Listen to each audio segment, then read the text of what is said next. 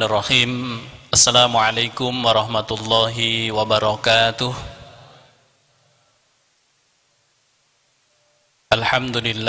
Alhamdulillahi rabbil alamin. Alhamdulillahilladzi arsala rasulahu bil huda wa dinil haq liyudhhirahu 'alad dini kullih wa kafa billahi syahida. Asyhadu an la ilaha illallah wahdahu la syarikalah wa asyhadu anna sayyidana wa nabiyyana Muhammadan abduhu wa rasuluh la nabiyya ba'dah. Allahumma salli wa sallim ala sayyidina Muhammad wa ala alihi wa sahbihi ajma'in. Subhanaka la ilma lana illa ma 'allamtana innaka antal alimul hakim. Bapak Ibu, sahabat-sahabat sekalian, sejenak kita doakan guru kita Agim beserta seluruh jamaah dan saudara-saudara kita yang saat sekarang ini sudah berada di tanah suci, baik berada di Madinah maupun di Makkatul Mukarramah. Kita doakan bersama, mudah-mudahan Allah Subhanahu wa Ta'ala berikan kemudahan dan kelancaran dalam melaksanakan ibadah hajinya dan diberikan kenikmatan oleh Allah, dijamu oleh Allah di tanah sucinya. Bagi kita tentu saja mudah-mudahan suatu saat diberikan kesempatan oleh Allah untuk bisa berangkat ke tanah suci, melaksanakan ibadah haji, melaksanakan ibadah umroh. Kita dijamu di tanah sucinya. Ala hadiniyah al-Fatihah.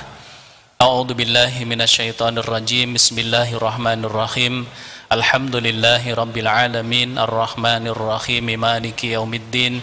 Iyyaka na'budu wa iyyaka nasta'in. Ihdinas siratal mustaqim. Siratal ladzina an'amta 'alaihim ghairil maghdubi 'alaihim waladdallin. Amin amin ya Allah ya rabbal alamin.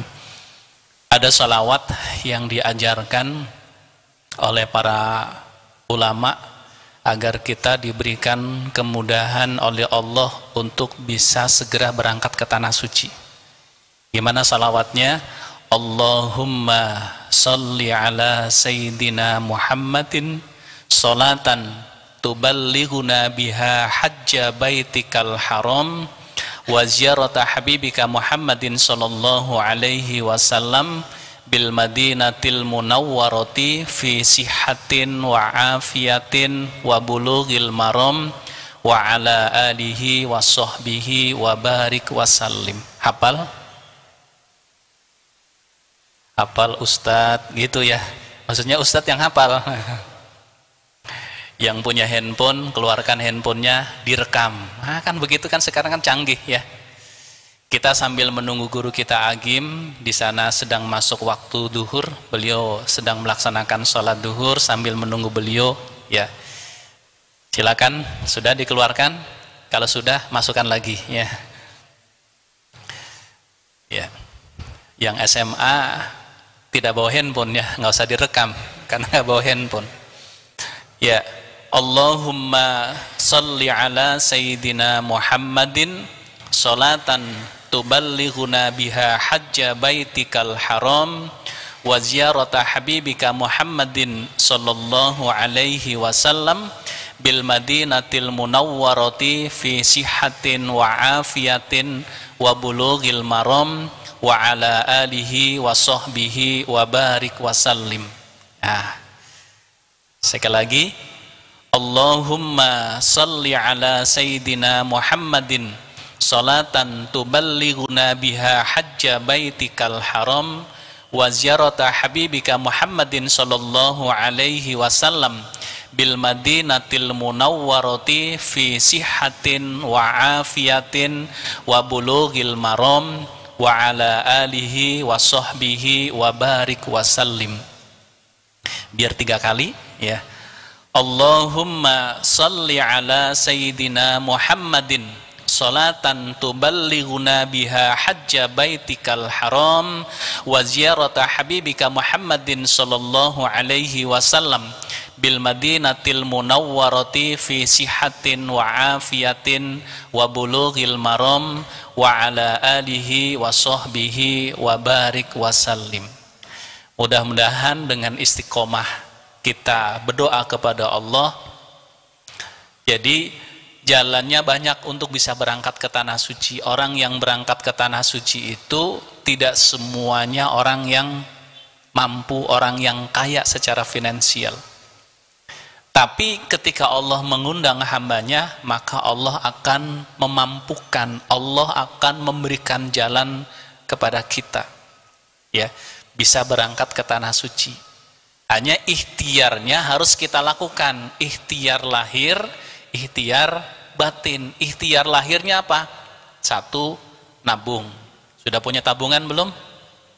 Sudah, tapi kemarin diambil lagi, atau nggak kaci, ya.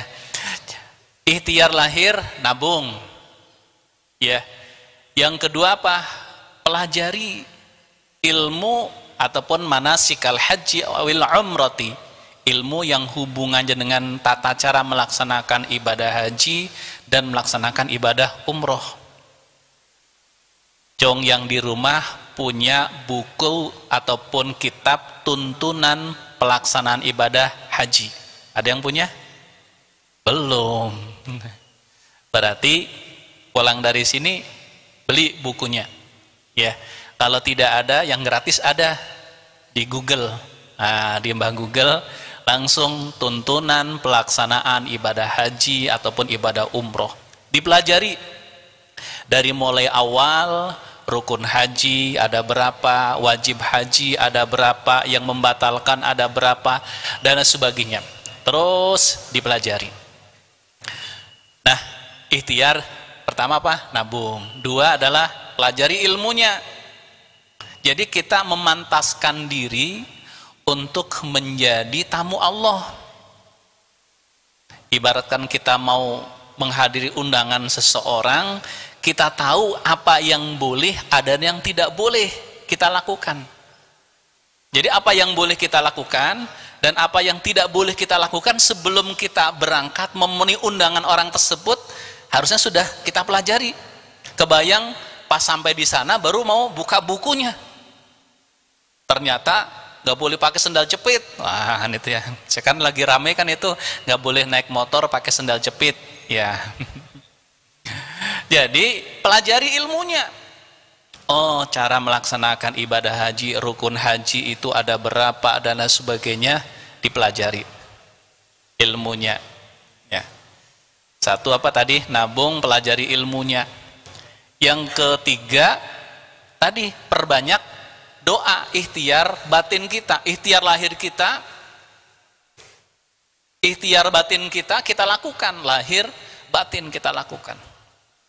Nah, berdoa kepada Allah, minta kepada Allah agar Allah berikan kemudahan kepada kita bisa berangkat ke tanah suci. Jadi orang yang diundang oleh Allah ke tanah suci, ya, itu tidak hanya orang-orang yang sudah soleh saja.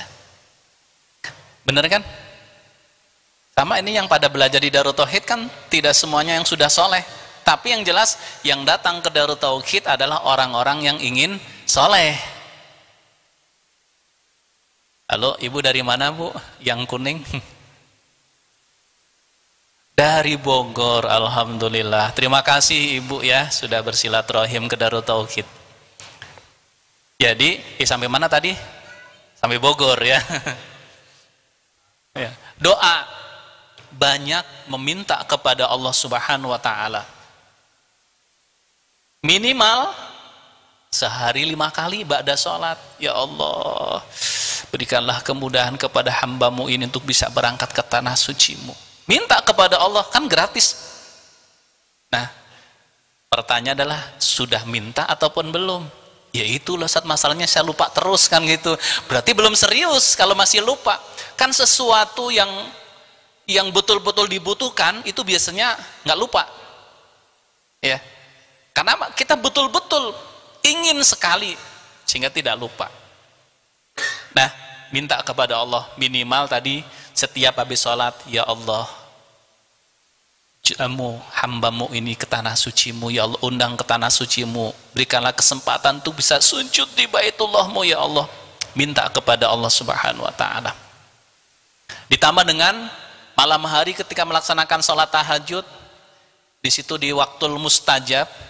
Kan kalau di Mekah Madinah itu makanul mustajab, ada makanul mustajab, ada waktul mustajab.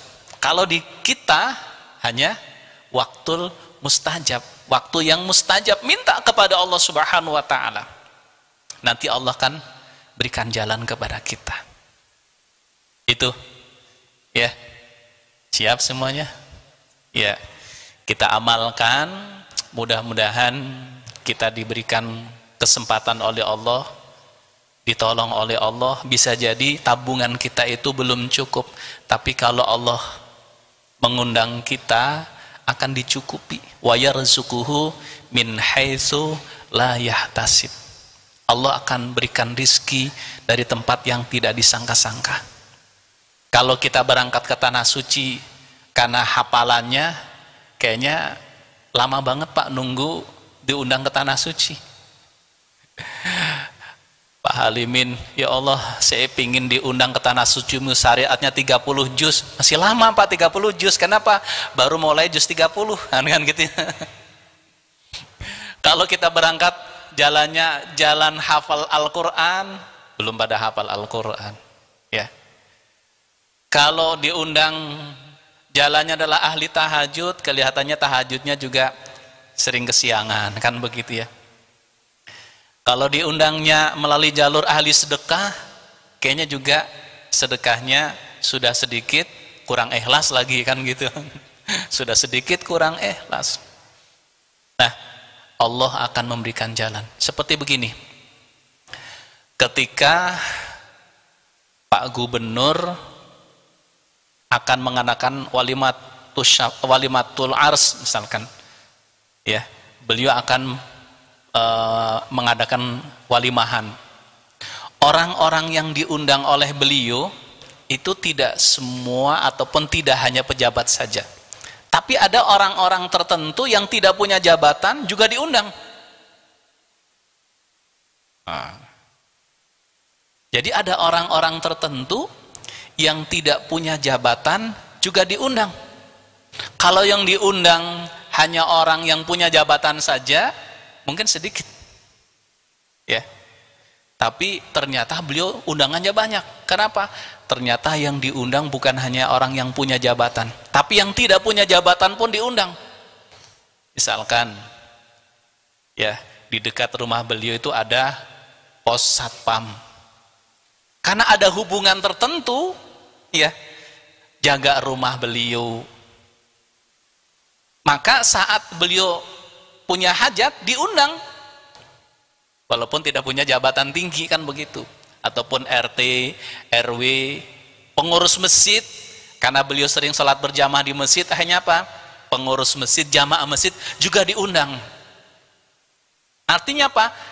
Yang mendapatkan undangan dari beliau itu tidak hanya orang-orang spesial saja, dalam tanda kutip ya, spesial punya jabatan tertentu, tapi ada orang-orang yang memang tidak punya jabatan tapi punya hubungan tertentu. Hubungannya tadi jadi satpam, hubungannya tetangga dekat, hubungannya sering ketemu di masjid sholat berjamaah, sehingga pada saat beliau punya hajat diundang juga hadir di situ. Sama ya. Jadi kalau diundang kita karena hafalan Al-Quran sedikit, kita kayaknya tidak kebawa dapat undangan itu. Tapi bisa jadi ada amalan-amalan tertentu yang kita lakukan yang menjadi jalan kita diundang ke tanah suci. Makanya lakukan tadi, banyak berdoa kepada Allah, ikhtiar lahir maupun batin kita lakukan agar kita diberikan kesempatan oleh Allah untuk bisa berangkat ke tanah sucinya. Baik Bapak Ibu yang baik, itu jadi sekelumit tentang bagaimana agar kita diberikan kesempatan oleh Allah untuk bisa berangkat ke tanah suci. Kita dijamu di tanah suci. Nah, selain kita berdoa, tadi ikhtiar lahirnya kita nabung, pelajari ilmu manasikal hajj, ya, kemudian berdoa. Jangan lupa doakan orang-orang yang berangkat ke tanah suci. Makanya tadi di awal ya kita mendoakan guru kita Agim dan juga para jamaah. Ya, Kita doakan beliau, para jamaah yang sedang melaksanakan ibadah haji, kita doakan bersama. Mudah-mudahan syariat doa itulah yang juga menjadi jalan suatu saat kita diberikan kesempatan oleh Allah bisa berangkat ke tanah suci. Kenapa? Kita mendoakan guru kita, mendoakan saudara-saudara kita, mendoakan orang lain yang sedang berangkat ke tanah suci. Yang keempat, minta didoakan. Ya, minta didoakan oleh orang-orang saudara-saudara kita yang sedang berangkat ke tanah suci, sedang berada di tanah suci, minta didoakan. Nah, kan biasanya ketika jamaah ataupun ada orang yang mau berangkat ke tanah suci kemudian pamitan di masjid, ya, ketemu, doakan saya Kang ya, misalkan. Ketika beliau berada di tanah suci, karena saking banyak yang minta didoakan, biasanya apa? Lupa, kan begitu.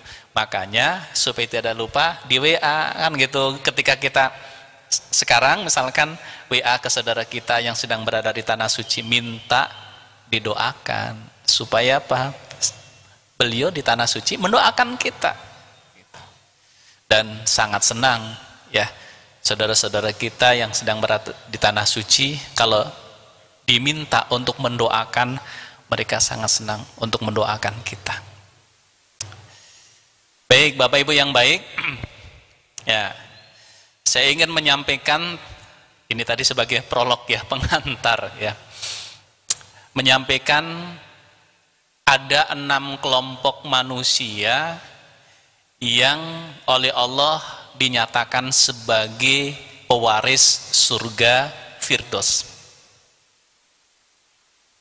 Jong yang ingin menjadi pewaris surga Firdaus. Oh, alhamdulillah, ngacungnya ada yang telat. Lihat kanan kiri terlebih dahulu baru ngacung kan gitu. Padahal gratis ngacung itu nggak bayar gitu. Kan kita kan suka begitu, kurang pede. Ketika diminta ngacung itu lihat kanan kiri ngacung baru ngacung, ketika belum pada ngacung nah, sedikit baru kan gitu. Kan kita punya standar kan gitu. Kan gitu. Kalau kita bisa bergerak dengan 1 detik, kenapa harus 1 menit? Kalau kita bergerak langsung ya. Siap? Cung, belum disuruh ngacung sudah ngacung. Siapa yang ingin menjadi pewaris surga Firdaus? Oh, alhamdulillah. Jadi di dalam Al-Quran, di surat Al-Mu'minun, Allah menyampaikan, qad aflahal mu'minun. Kalau dalam kajian ilmu bahasa Arab, ilmu nahwu dan shorof, di situ Allah menggunakan huruf qad. Qad itu apa? Huruf apa? Harfu tahqiqin. Nah, dalam bahasa Arab kan gitu. Qad itu harfu tahqiqin. Huruf yang digunakan untuk mentahqiq, menunjukkan sesuatu yang pasti. Jadi ada sesuatu yang pasti, ada sesuatu yang tidak pasti. Nah, Allah di dalam Al-Quran menggunakan qad, berarti sesuatu itu pasti. Yang kedua adalah menggunakan aflaha. Aflaha itu namanya af'alu tafdil, sesuatu yang lebih. Sudah qad harfu tahqiqin ditambah dengan af'alu tafdil. Jadi qad aflahal mu'minun, sungguh amat sangat beruntung orang-orang yang beriman. Jadi sungguh amat sangat beruntung orang-orang yang beriman. Siapa orang mukmin yang beruntung? Yang pertama adalah yang di ayat yang ke-9-nya, ulaika humul warisun alladzina yarisunal firdaus hum fiha khalidun. Mereka itu adalah pewaris surga Firdaus dan mereka di dalamnya kekal selama-lamanya. Nah, siapa yang oleh Allah tawarkan tadi menjadi pewaris surga Firdaus? Yang pertama adalah walladzina hum fi sholatihim khashi'un. Ada fi, ada an. Kalau fawailul lil musallin alladzina hum an salatihim sahun, menggunakan huruf an.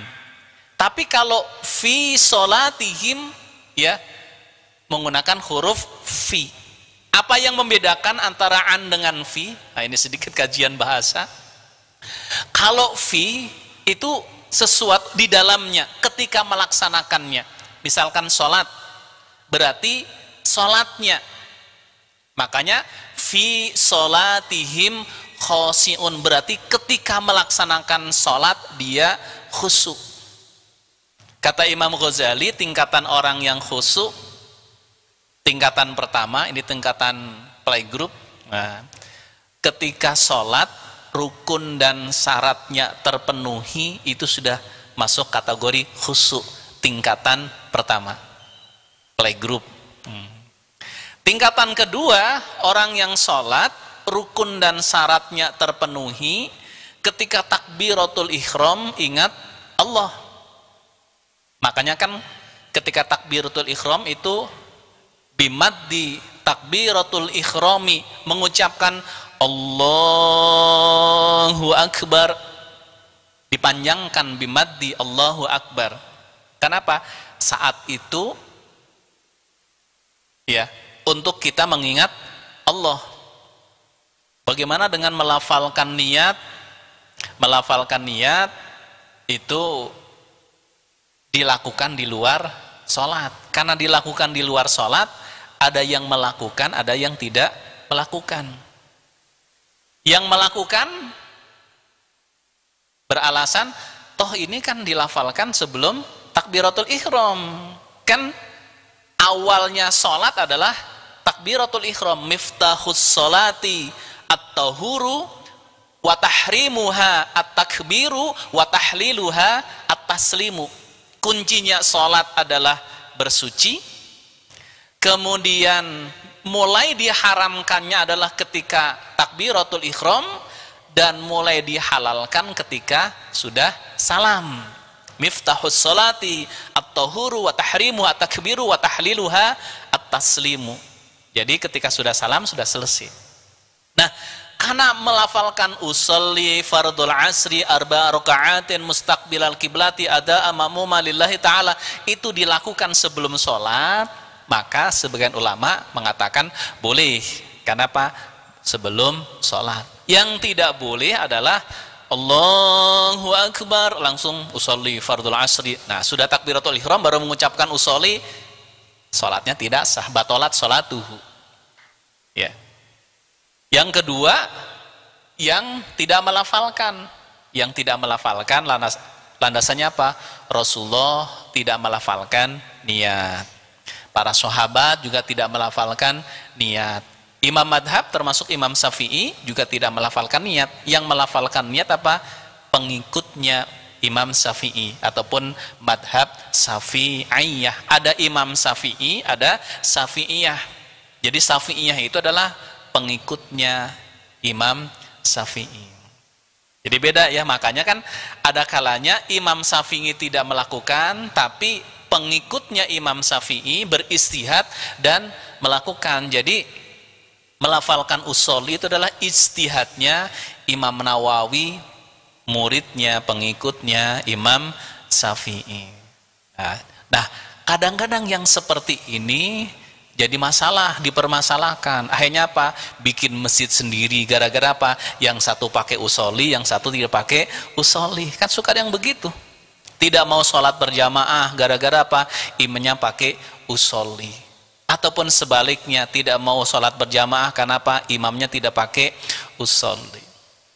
Padahal kan Rasul tidak melakukan, sahabat tidak melakukan, imam madhab tidak melakukan, termasuk Imam Syafi'i pun tidak melakukan. Tapi madhab Syafi'iyah, pengikutnya Imam Syafi'i beristihad. Kenapa? Dilihat itu lebih baik. Ketika kita mau sholat, Allah, ketika sebelum takbiratul ihram, niat terlebih dahulu, itu kita bisa fokus tatkala niat betul-betul kepada Allah Subhanahu wa Ta'ala. Makanya kenapa Rasulullah melarang ketika kita akan melaksanakan sholat berjamaah, tidak boleh jalannya lari. Supaya apa? Saat takbiratul ihram, kita betul-betul bisa ingat kepada Allah. Jangan sampai saat takbiratul ihram, ya masih ngehong kan begitu ya. Ya, kembali kepada fi. Jadi fi berarti sholatnya khusyuk. Ciri orang yang khusyuk tingkat pertama adalah rukun dan syaratnya terpenuhi. Tingkat kedua adalah rukun dan syaratnya terpenuhi ketika takbiratul ihram ingat kepada Allah. Tingkat ketiga adalah rukun dan syaratnya terpenuhi ketika takbiratul ihram ingat Allah, kemudian selama sholat lebih banyak ingat Allah daripada ingat dunia. Nah, kira-kira nih yang ketiga ini kita masuk belum? Jujur masing-masing. Tadi sholat asar lebih banyak ingat apa? PMK yang mau diwisuda besok, ingatnya besok bebas kan gitu. Mau pulang kan gitu. Santri yang wisuda besok, kita lebih banyak ingat dunia daripada ingat kepada Allah. Bahkan kadang-kadang mohon maaf kita merancang sesuatu itu saat sholat. Mau punya hajat, ya begitu Allahu Akbar langsung kepikir yang diundang 500 berarti telurnya berapa kilo, 1 kilo kan ada sekian, berarti sekali sekian sekian kilo, berasnya berapa ton dan sebagainya. Selama sholat mikirin ya, sehingga jangan aneh kalau begitu selesai sholat Assalamualaikum warahmatullah, Assalamualaikum warahmatullah, langsung ngambil pulpen kertas langsung ditanya sama istrinya, "Pak, ini cepat sekali." Papa tadi sudah rencanakan ketika sedang sholat kan gitu. Jadi sholat dipakai untuk apa? Merancang sesuatu. Bahkan kadang-kadang mohon maaf mencari barang yang hilang kapan? Ketika sholat. Cari pulpen nggak ketemu-ketemu, dicarinya ketika sholat, langsung dirunut. Pulang dari sini ke sini ke sini ke sini ke sini, oh di sana ternyata bener, begitu salam langsung dicari, ternyata bener ada di sini kan gitu. Yang sering lupa apa? Kacamata. Nih kacamata ya, kadang-kadang kacamata ada di sini dicari ke sana kemari padahal ada di sini kan gitu. Cari kacamata ketika sedang melaksanakan sholat. Berarti sholat kita itu masih tingkatannya tadi, mungkin tingkatan pertama ataupun tingkatan kedua. Ya, kita ikhtiar maksimal minimal masuk tingkatan ketiga. Ya, tingkatan pertama rukun dan syaratnya terpenuhi. Yang kedua adalah tingkatan kedua rukun dan syaratnya terpenuhi ketika takbiratul ihram ingat kepada Allah. Kemudian tingkatan yang ketiga rukun dan syaratnya terpenuhi ketika takbiratul ihram ingat kepada Allah, ketika salat lebih banyak ingat kepada Allah. Nanti tingkat yang paling tinggi adalah dari mulai takbiratul ihram sampai salam ingat kepada Allah Subhanahu wa taala. Itu tingkatan yang tertinggi. Nah, orang yang bisa seperti ini tadi pewarisnya juga firdos. Kenapa menggunakan huruf fi? Berarti salatnya yang khusyuk. Karena menggunakan huruf fi. Inilah dalam bahasa Arab ketika menggunakan huruf fi berarti fit dahil, di dalamnya, ad-dahil. Jadi kalau ngan al-kharij keluar, di luar, tapi kalau fi ad-dahil, di dalamnya. Jadi orang yang mendapatkan warisan surga itu adalah orang yang di dalam sholatnya ataupun ketika melaksanakan sholat dia khusyuk. Yang kedua, kan ada 6 ya. Yang pertama tadi apa? Khusyuk dalam sholatnya. Yang kedua adalah walladzina hum 'anil laghwi mu'ridun. Orang yang akan mendapatkan warisan surga firdos yang kedua adalah orang yang menjauhkan diri dari perkataan dan perbuatan yang sia-sia. Perbuatan yang sia-sia itu yang seperti apa? Yang tidak ada manfaatnya. Nonton sepak bola ada manfaatnya tidak? Tergantung. Kalau akhwat jarang nonton sepak bola, santri juga jarang nonton sepak bola. Kenapa? Nggak ada TV-nya. Beruntunglah para santri ya. Kenapa? TV-nya itu nggak ada antenanya, nggak akan bisa nonton sepak bola kan gitu. Tapi kalau nonton sepak bola tergantung tujuannya kan, menjadikan indikatornya adalah laghun ataupun tidak, sia-sia ataupun tidak, adalah sesuatu yang kita lakukan itu bernilai ibadah ataupun tidak. Kalau tidak bernilai ibadah berarti sia-sia. Nonton sepak bola bisa jadi ibadah, bisa tidak jadi ibadah. Oh, ternyata dia sedang mempelajari ilmu strategi. Kan gitu. Ketika main sepak bola kita lihat, suka kepikir nggak? Kalau saya kepikir begitu. Pas saya termasuk yang kurang suka nonton sepak bola. Ya, kenapa ternyata yang nonton dengan yang tidak nonton ketika ditanya jawabannya sama. Persib dengan Persija berapa-berapa? Ternyata yang nonton jawabannya 0-0, yang tidak nonton pun jawabannya 0-0. Mendingan usah nonton kan, itu ternyata ujungnya jawabannya sama kan tuh, 0-0 kan gitu. Yang kedua adalah nggak enak tegangnya nonton sepak bola. Orang Bandung misalkan nonton sepak bola pasti yang didukung adalah Persib. Nah, ketika bolanya dibawa ke gawang Persib ikut tegang, jadi nggak enak kan gitu. Udahlah, silakan mau nonton sepak bola boleh, sepanjang tadi indikatornya adalah ada manfaatnya ataupun tidak. Karena kan yang kedua, orang yang akan mendapatkan warisan surga firdaus adalah walladzinahum 'anil laghwi mu'ridun. Orang yang menjauhkan diri dari perkataan, perbuatan yang sia-sia. Mohon maaf, kadang-kadang suka ada yang nongkrong di pinggir jalan, ya. Kadang-kadang menghitung orang lewat, kayak kurang kerjaan kan gitu ya. Ngitung orang lewat gitu. Kadang-kadang ikhwan ada yang sambil nonton rame-rame di situ, orang yang lewat dinilai 6, 7 kan gitu ya. Nggak tahu indikatornya apa kan gitu, setiap orang yang lewat tuh dinilai. Udah, jauhkan. Ya. Yang ketiga, walladzinahum lizzakati fa'ilun. Orang yang menunaikan zakat. Jadi Bapak Ibu teman-teman sekalian, tahun 2020 potensi zakat di negara kita itu mencapai 270 triliun potensinya. Bayangkan kalau 270 triliun itu dipakai untuk beli cendol, wah, kayaknya se-Indonesia itu banjir cendol gitu ya. 270 triliun dari potensinya yang terhimpun oleh lembaga zakat baik BAS maupun LAS, ya LASNAS, itu hanya 6,3 triliun dari potensi 270 triliun. Berarti masih jauh. Nah, bisa jadi sesungguhnya bukan 6,3 triliun pencapaiannya, tapi lebih dari itu. Hanya sebagian membayar zakatnya itu tidak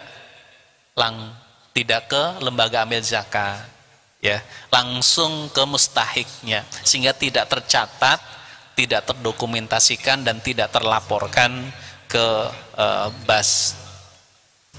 Nah, ini PR kita. Ataupun sebagian ada yang memang tidak bayar zakat. Yang tidak bayar zakat pun bisa jadi bervariasi. Satu, karena memang tidak tahu ilmunya, yang selama ini dipahami berbicara zakat adalah zakat fitrah. Oh ya. Ya, mohon maaf.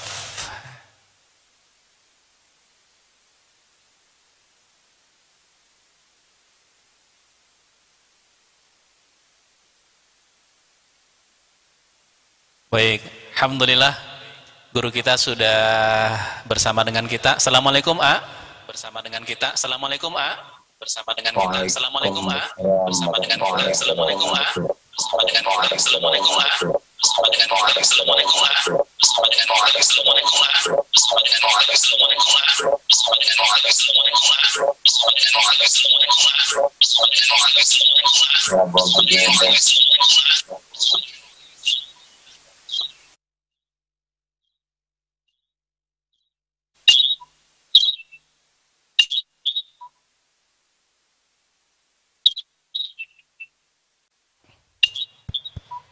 Cek, cek. Ya, silakan A. Cek, cek. Ya, silakan A. Cek, cek. Ya, silakan A. Cek, cek. Ya, silakan A. Cek, cek. Ya, silakan A. Cek, cek.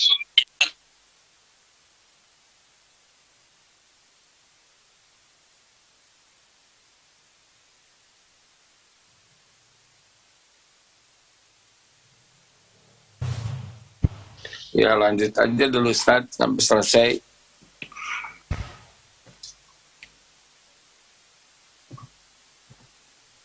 Halo, silakan Ustaz aja dulu selesaikan. Jangan terpotong.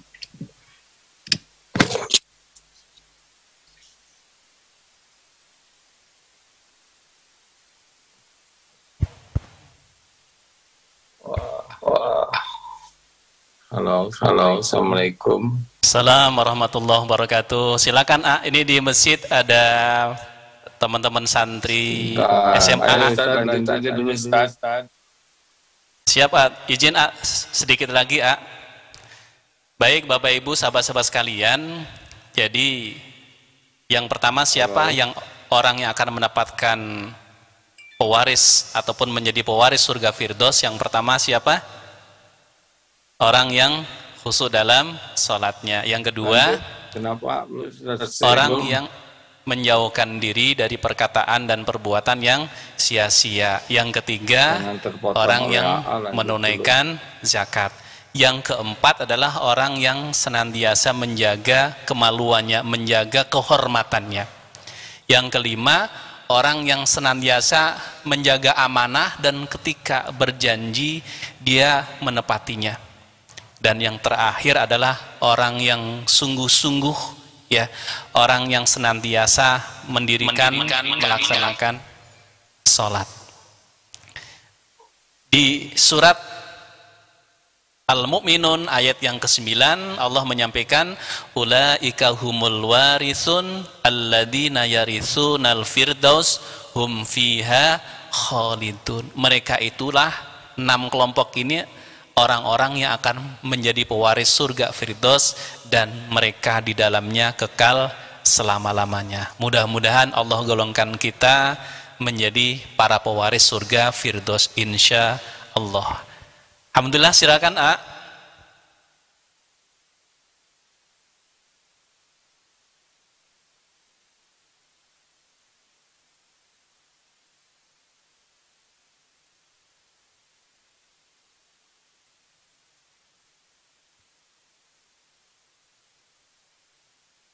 Halo A, halo A, halo A, halo A, halo A, halo A.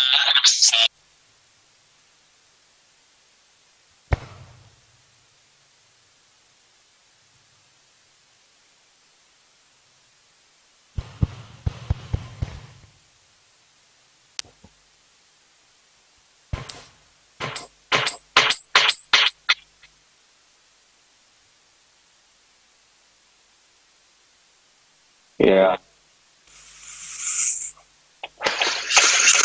Ustaz. Bagaimana? Assalamualaikum warahmatullahi wabarakatuh. Waalaikumsalam warahmatullahi wabarakatuh. Ya mohon maaf ini masih dites-tes begini. Ada gambarnya enggak nih? Ya alhamdulillahirabbil alamin. Alhamdulillah. Allahumma salli ala sayyidina Muhammadin wa ala alihi wa ashabihi ajma'in. Terima kasih Ustadz Fahrudin. Memang berbicara tentang khusyuk adalah berbicara tentang keyakinan. Allah tidak mungkin memerintahkan sesuatu yang kita tidak bisa melakukannya. Allah memerintahkan kita khusyuk, berarti khusyuk itu menjadi sesuatu yang sangat memungkinkan kita miliki dalam keseharian kita. Nah, khusyuk itu berbanding lurus dengan tingkat keyakinan. Khusyuk dalam sholat itu beragam, ya. Ada yang khusyuk sangat memikirkan bacaan sholat. Dia memang fokus. Dia fokus pikirannya selama sholat itu kepada bacaannya. Ingin membacanya dengan benar. Dia tidak berpikir yang lain-lain. Bismillahirrahmanirrahim. Dia berusaha fokus kepada apa yang dia baca. Subhana rabbiyal azim. Subhana rabbiyal azim. Nah, dia fokus dengan apa yang dia baca. Yang kedua, ada juga yang fokus dengan menerjemahkan. Jadi selama sholat sibuk menerjemahkan bacaan. Bismillahirrahmanirrahim. Dengan namamu ya Allah yang maha pengasih, maha penyayang. Alhamdulillahi Rabbil Alamin. Lisan menyebut hamdalah. Segala puji hanya milikmu ya Allah. Rabb semesta alam. Nah, itu sudah lebih enak karena memahami.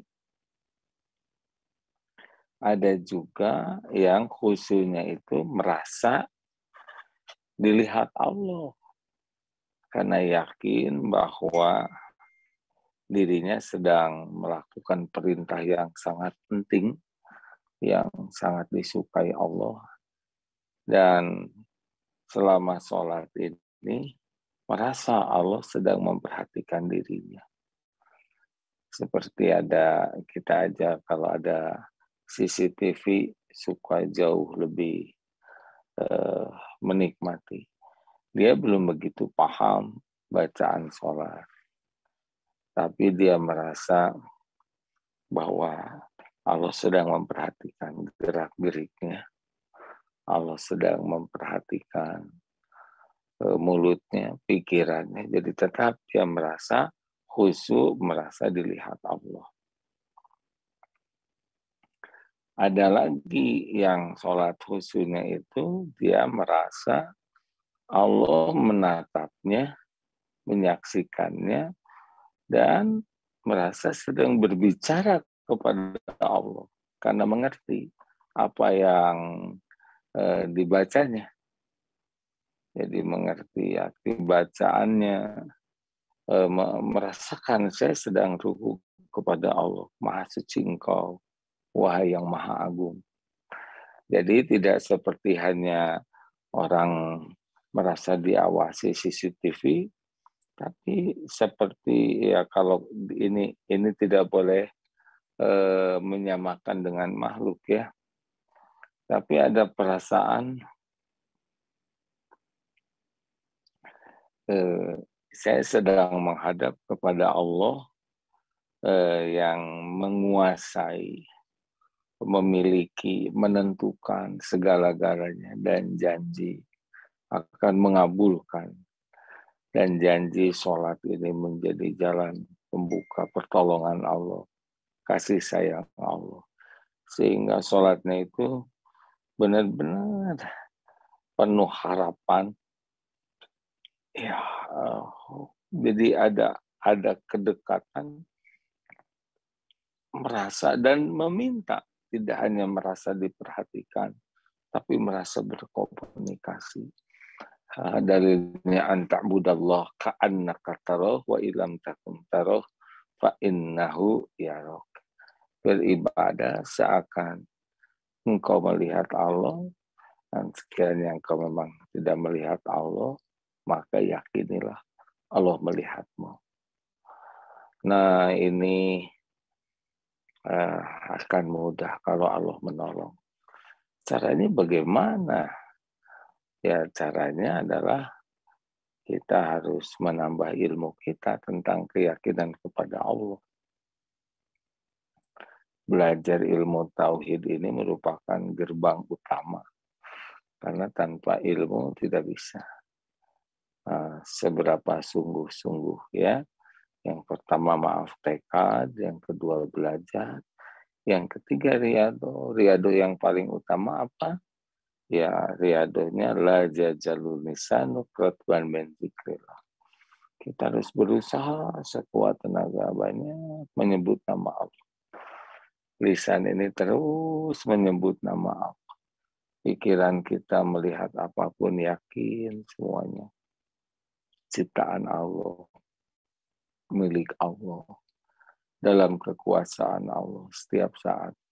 Dan hati ini juga yakin Allah sedang memperhatikan, mendengarkan, menyimak, mengetahui. Dengan begitu kombinasi ini membuat latihan kita jadi bagus. Saya belum bisa, hati saya ingat kalau ya kalau gitu lisan saja. Sepanjang waktu usahakan terus menyebut nama Allah. Subhanallah walhamdulillah wala ilaha illallah. Kalaupun belum sampai ke hati, ya lisan yang paling bisa dikendalikan. Nah, Allah melihat berusaha mudah bagi Allah untuk memindahkan, menambah dari yakin hanya di lisan ke yakin di hati. Nah, begitulah, ini sangat perlu doa terus. Dan apa cirinya orang yang khusyuk, lau khasya'a, barang siapa yang khusyuk di kalbunya, maka saat maka dia akan khusyuk pula di jawarihi, jawarihnya, sekujur tubuhnya nanti akan nampak. Jadi orang yang khusyuk dalam sholatnya nanti akan khusyuk pula di dalam kesehariannya, dalam perilakunya. Dan orang yang khusyuk adalah orang yang sibuk dengan Allah. Allahumma inna nas'aluka imanan kamilan wa yaqinan sadiqan wa qalban khashi'an wa lisanan zakiran. Amin ya Allah ya Rabbal Alamin. Demikian Ustaz. Bisa tersimak enggak ya? Oh, Masya Allah.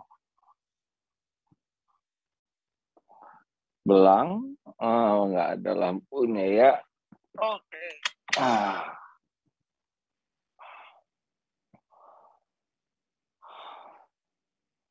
Di sini sudah masuk duhur sekarang. Bagaimana, Pak Faruk? Kalau dengar dengan baik kah? Ya, kalaupun belum tersimak, ini merupakan percobaan.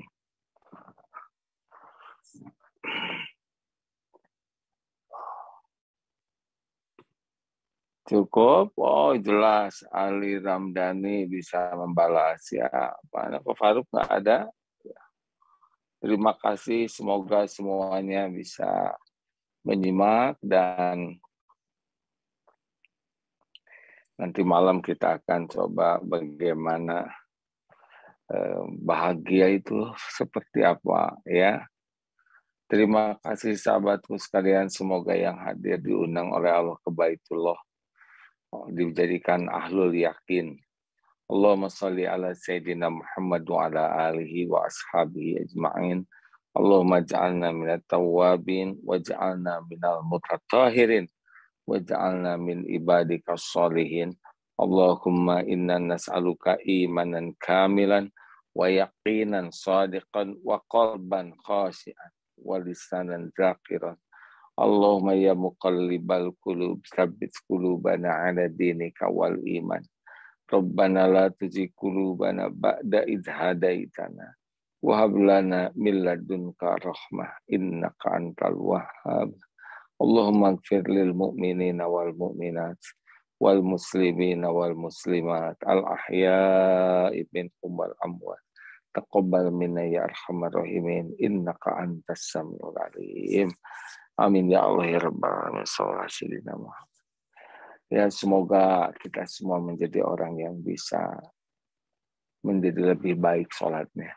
Khusyuk dalam sholat, juga khusyuk di dalam keseharian kita. Demikian dari A. Kalau ada yang mau dilanjutkan silakan dengan Ustadz Fahrudin ya. Assalamualaikum warahmatullahi wabarakatuh. Ustadz silakan.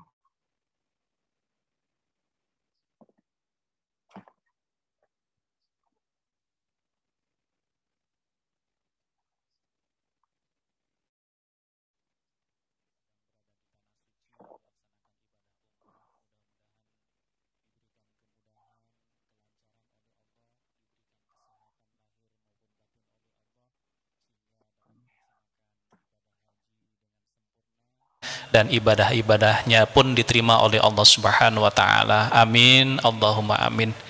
Bapak Ibu yang baik, sedikit ya tadi terkait dengan apa yang Allah sampaikan di dalam Al-Qur'an di surat Al-Mu'minun ayat yang dari mulai ayat 1 sampai ayat yang ke-10 ya. Qad aflahal mu'minun, sungguh amat sangat beruntung orang-orang yang beriman. Siapa orang mukmin yang beruntung? Yang pertama, orang yang khusyuk dalam sholatnya. Alhamdulillah tadi sudah dikuatkan oleh AA terkait dengan khusyuk di dalam sholat ya. Suatu saat juga Imam Ghazali ditanya oleh muridnya, wahai guru, bagaimana supaya sholat saya itu bisa khusyuk? Beliau menjawab, lakukan persiapan yang maksimal. Jadi ketika kita akan melaksanakan sholat, persiapannya harus bagus. Makanya Rasul mengajarkan kepada kita, kalau kita mau sholat, hindari sesuatu yang memungkinkan saat kita sedang sholat kemudian kita pikirkan. Misalkan mau sholat sambil masak air, baru dapat 1 rakaat bunyi, kira-kira sholatnya khusyuk tidak? Gak bisa khusyuk. Kenapa? Mikirin air yang sudah bunyi. Menyalakan sanyo ya, sholat, ketika sholat ternyata sanyonya itu otomatisnya nggak jalan, kedengaran oleh kita, pasti selama sholat kita kepikiran sanyo ya. Lakukan persiapan. Bahkan kalau kita lihat hadis Rasulullah ketika kita akan melaksanakan sholat kemudian makanan sudah terhidangkan dan kita juga sudah lapar, maka sholat dulu atau makan dulu? Sholat dulu, makan dulu? Makan dulu. Asik kata santri kan begitu ya. Makan dulu supaya apa? Supaya sholatnya bisa khusyuk gitu. Jadi ketika ngantuk sekali nggak kuat ya, nggak kuat, sudah masuk waktu sholat, sholat dulu ataupun tidur dulu? Ayo, sholat dulu, tidur dulu? Kalau sekiranya saat melaksanakan sholat bisa kita sambil tidur, kalau saking ngantuknya, maka lebih baik tidur dulu baru sholat. Tidurnya namanya tidur khalilullah, tidurnya para kekasih Allah. Bagaimana caranya? Miring ya, miring, kemudian tangannya itu disimpan di bawah. Kalau tangannya disimpan di bawah, kalau kita dalam keadaan ngantuk sekali, 5 menit kita bisa tidur, tapi langsung terbangun. Kenapa? Semutan kalau kelamaan kan gitu ya. Kan ini tangannya kan ditindihan oleh badan kita. Ketika ketiduran seperti ini kelamaan, 5 menit saja itu sudah sumutan karena darahnya kan tidak lancar mengalir, terbangun kan begitu. Jadi tidurnya bukan kemudian ngambil bantal, ngambil selimut langsung bismikallahumma ahya wa amut kan gitu, itu kebablasan. Jadi nggak boleh. Nah, itu menunjukkan bahwa persiapan sebelum sholat itu harus maksimal. Yang kedua adalah kita harus punya niat, punya tekad yang kuat untuk bisa khusyuk dalam sholatnya. Punya tekad yang kuat, saya ingin khusyuk dalam sholatnya, minta kepada Allah Subhanahu wa Ta'ala supaya sholatnya bisa khusyuk. Ya memang teorinya gampang, tapi prakteknya butuh riyadhah kan gitu, butuh latihan, butuh tekad yang kuat. Yang pertama siapa? Orang yang khusyuk dalam sholatnya. Yang kedua, orang yang menjauhkan diri dari perkataan dan perbuatan yang sia-sia. Yang ketiga, orang yang menunaikan zakat. Keempat, orang yang menjaga kehormatannya. Yang kelima, orang yang menjaga amanah dan ketika janji ditepati. Dan yang keenam adalah orang yang walladzina hum ala sholawatihim yuhafidun, menjaga sholatnya. Sholat itu menjadi sesuatu yang dinanti-nantikan. Habis sholat asar kita melakukan aktivitas dalam rangka apa? Menunggu waktu maghrib. Selesai sholat maghrib kita melakukan aktivitas, mungkin nanti habis sholat maghrib makan terlebih dahulu dalam rangka apa? Supaya nanti sholat isya bisa maksimal. Terus seperti itu. Yuhafidun, disebutkan di ayat yang ke-9-nya, ulaika humul warithun alladzina yaritsunal firdaus hum fiha khalidun. Mereka itu adalah para pewaris surga firdaus dan mereka di dalamnya kekal selama-lamanya. Mudah-mudahan Allah golongkan kita semuanya menjadi calon pewaris surga firdaus. Amin, Allahumma amin. Terima kasih Bapak Ibu yang baik, Ibu-ibu dari mana, Bogor ya tadi ya? Dari Bogor, terima kasih sudah bersilaturahim ke Darut Tauhid. Mudah-mudahan ada ataupun tidak ada Aagim ya, niat Bapak Ibu, Ibu-ibu datang ke Darut Tauhid, insya Allah dicatat ibadah oleh Allah Subhanahu wa Ta'ala. Dan jelas janji yang disampaikan oleh Rasulullah, man kharaja minal baiti li talabul ilmi fa huwa fi sabilillah hatta yarji'a. Barang siapa yang keluar dari rumah dalam rangka menuntut ilmu Allah, maka dicatat sebagai orang yang sedang jihad di jalan Allah hatta yarji'a, sampai pulang kembali. Jadi ibu-ibu ya dan juga bapak nih yang dari Bogor, begitu meninggalkan rumah untuk silaturahim ke Darut Tauhid sampai nanti pulang kembali ke rumah, dicatat sebagai orang yang sedang jihad di jalan Allah. Kalau kemudian meninggal dunia, maka masuk dalam kategori mati syahid. Dan selama di majelis ilmu didoakan oleh para malaikat. Doanya apa?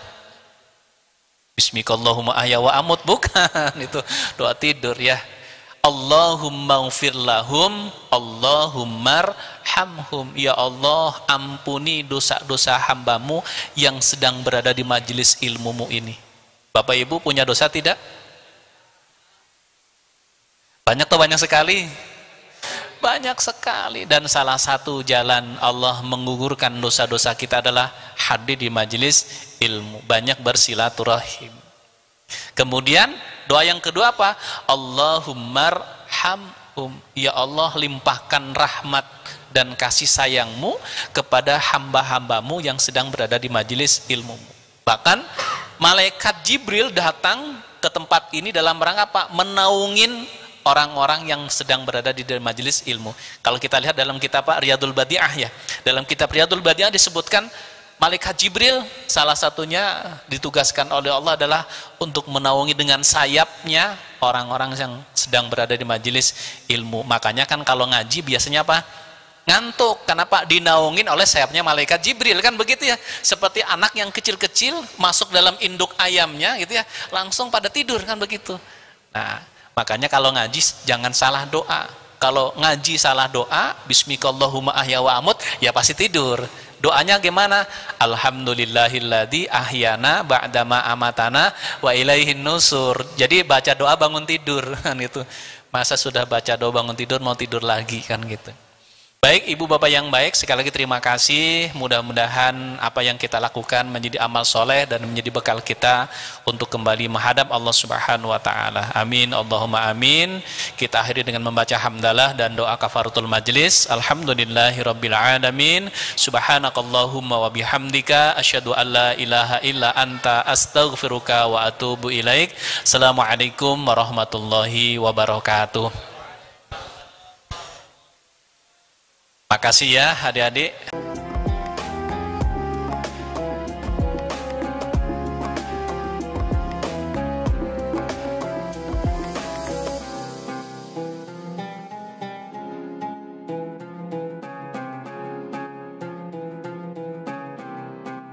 Jangan lupa, sobilah sekalian, terus berlangganan di Darut Tauhid Official.